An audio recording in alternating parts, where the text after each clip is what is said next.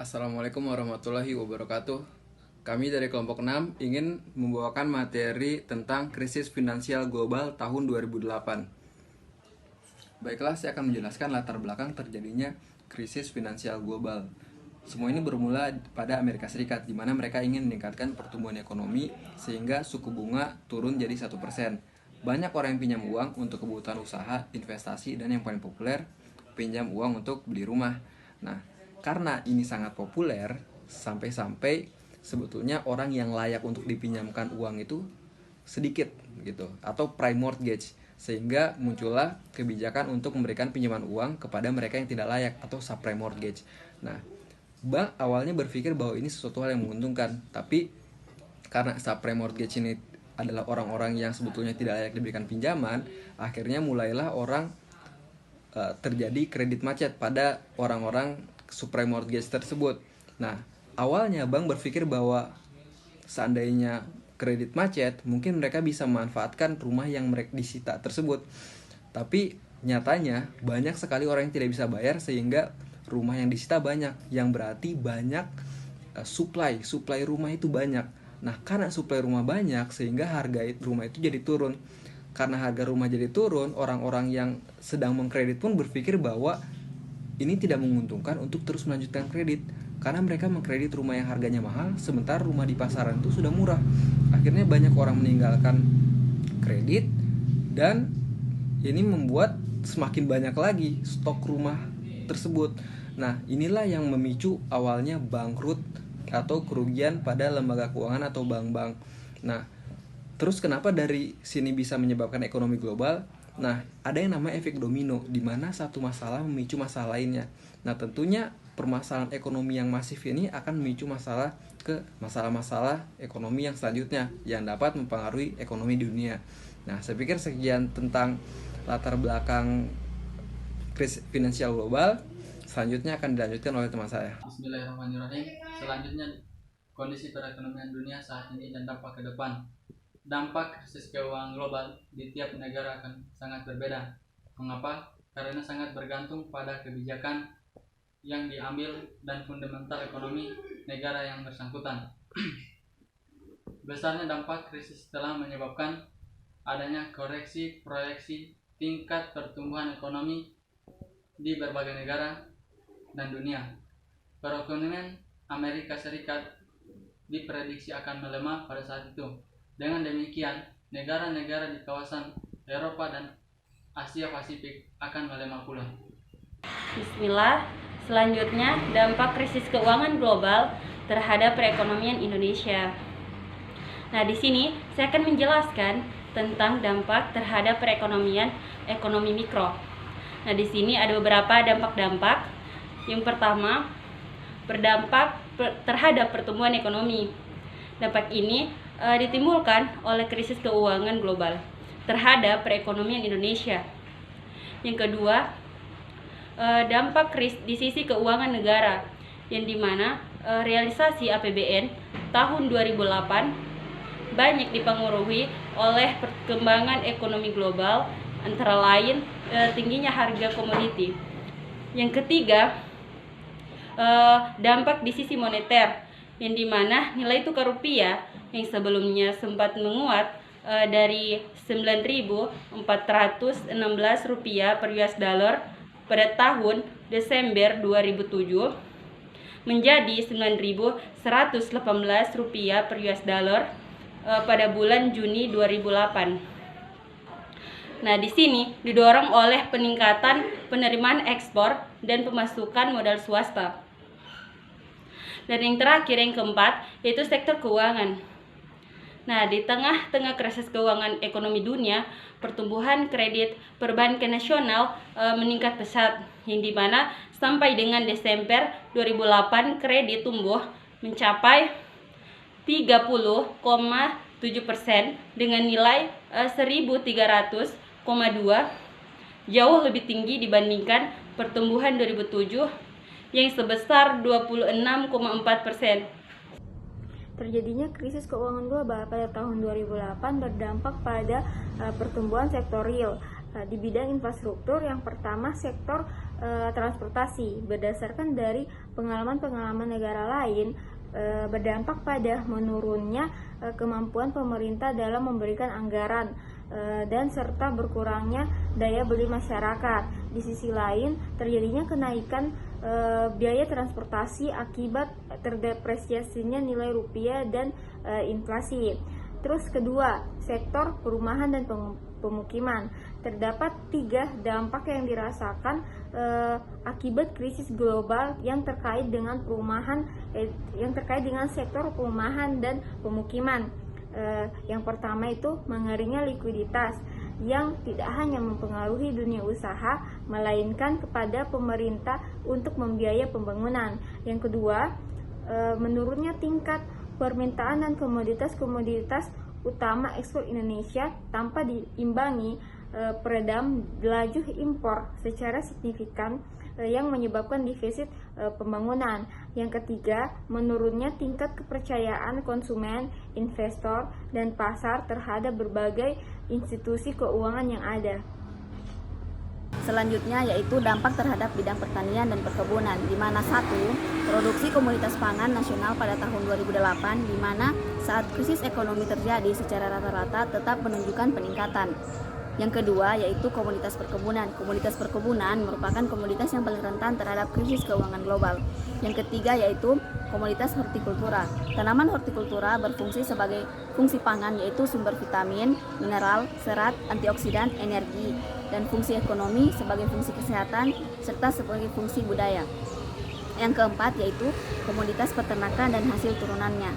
Ini sangat tidak berpengaruh terhadap komoditas peternakan dan hasil turunannya di dalam negeri, di dalam pasar dalam negeri. Dampak terhadap bidang kelautan dan perikanan, di mana 1. Berdasarkan hasil ekspor perikanan, terdapat kenaikan nilai ekspor hasil perikanan dari 2,259 USD dolar pada tahun 2007 menjadi 2,410 miliar pada tahun 2008, yang terutama diekspor ke negara Amerika Serikat, Jepang, dan Uni Eropa. Yang kedua, khusus untuk Amerika Serikat, produk utama adalah udang sebanyak 55%, ikan laut non-tuna sebanyak 30%, dan tuna 10%. Namun demikian, terjadi penurunan volume ekspor produk perikanan, yaitu sebanyak 845.000 ton pada tahun 2007 menjadi 745.000 ton pada tahun 2008. Selanjutnya yang ketiga yaitu meningkatkan produksi perikanan, terutama distribusi oleh perikanan budidaya. Penyediaan ikan untuk konsumsi juga mengalami peningkatan dari 28,28 kilo per kap pada tahun 2007 menjadi 29,98 kilo per kap pada tahun 2008. Selanjutnya yaitu dampak terhadap bidang kehutanan. Krisis ekonomi menimbulkan dampak baik positif maupun negatif terhadap sumber penghidupan masyarakat yang tinggal di hutan dan sekitarnya. Inflasi dan meningkatnya biaya hidup serta input pertanian misalnya akan menimbulkan kemunduran bagi banyak rumah tangga. Selanjutnya dampak terhadap bidang lingkungan hidup. Krisis ekonomi tahun 2008 terjadi di tengah krisis lingkungan yang meliputi krisis energi, air, pangan, dan dampak dari akumulasi perubahan iklim. Kondisi ini akan berdampak terhadap kebutuhan untuk menata lingkungan, menurunkan karbon dioksida di atmosfer, dan berinvestasi untuk energi ramah lingkungan akan mengakibatkan ongkos energi naik 20% dan barang-barang bertambah mahal. Baik, selanjutnya dengan terjadinya krisis keuangan 2008, bidang perdagangan juga terkena dampaknya. Salah satu dampak dari bidang perdagangan yaitu terjadinya pelemahan perdagangan global. Pelemahan permintaan dunia sebagai dampak krisis keuangan global diperkirakan akan berlangsung di tahun 2009. Tentunya akan berdampak terhadap penurunan volume perdagangan dunia. Yang kedua, terjadinya penurunan kinerja ekspor Indonesia. Neraca perdagangan Indonesia juga mengalami penurunan karena peningkatan ekspor lebih rendah dibandingkan dengan peningkatan impor sebagai efek dari melemahnya permintaan global. Baik, selanjutnya yaitu dampak terhadap bidang industri. Nah, di sini dikatakan bahwa menjelang akhir tahun 2008, pembinaan industri difokuskan pada upaya menyiapkan industri nasional menghadapi krisis global, yaitu dengan memfasilitasi penyediaan insentif fiskal bagi industri-industri strategis. Nah, langkah strategis lain dalam persiapan krisis global adalah menjaga pasar domestik dari produk-produk impor ilegal, yaitu dengan membatasi pelabuhan dari masuknya barang-barang impor tersebut.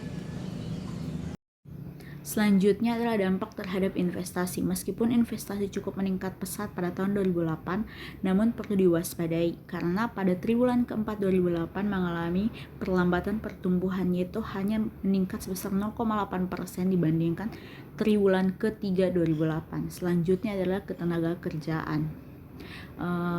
Salah satunya adalah tenaga kerja. Banyak pemutusan hubungan kerja pada saat krisis sedang berlangsung, dan banyak kalangan yang mengatakan bahwa akan terjadi peningkatan angka pengangguran yang cukup tinggi pada saat krisis berlangsung. Selanjutnya, dampak terhadap kemiskinan.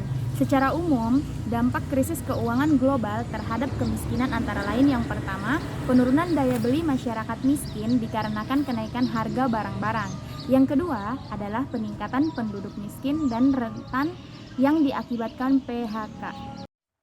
Adapun dampak kritis keuangan global terhadap perekonomian daerah yaitu terbagi menjadi 3.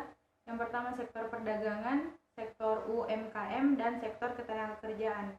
Di mana sektor perdagangan sampai dengan bulan November 2018, DKI Jakarta, Kalimantan Timur, Riau, Jawa Timur, Sumatera Utara, Kepulauan Riau, Sumatera Selatan, Jawa Tengah, Kalimantan Selatan, Lampung merupakan 10 besar provinsi dengan nilai perdagangan luar negeri yang terbesar. Secara rata-rata nilai ekspor per bulan sampai bulan November mencapai 11,6 miliar US dollar. Namun mulai mengalami sedikit penurunan pada bulan Oktober dan November pada tahun 2008.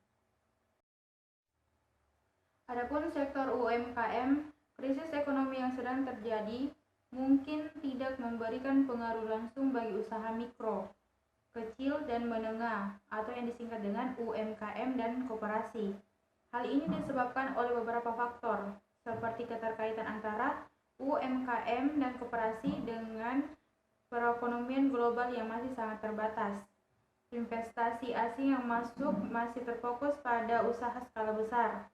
UMKM dan koperasi juga tidak memiliki hutang luar negeri. Sementara ini, proporsi UMKM yang terlibat dalam pasar ekspor hanya mencapai 10% dan hanya 0,9% diantaranya merupakan pelaku ekspor langsung.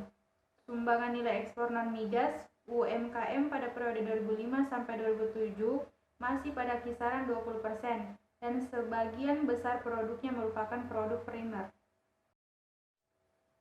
Sektor ketenagakerjaan. Secara nasional pada tahun 2009, tingkat pengangguran terbuka akan turun menjadi 8,3% apabila ekonomi tumbuh dengan 5,0%.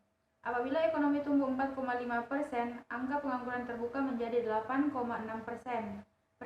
Perkiraan ini mempertimbangkan adanya PHK yang tidak terserap kembali dalam pasar kerja. Masalah pengangguran merupakan tantangan besar yang harus ditangani bersama. Kesadaran pekerja, pengusaha, dan bahkan dukungan politik sangat menentukan di dalam menurunkan tingkat pengangguran terbuka. Keseluruhan ini akan memberikan gambaran ketenagakerjaan yang lebih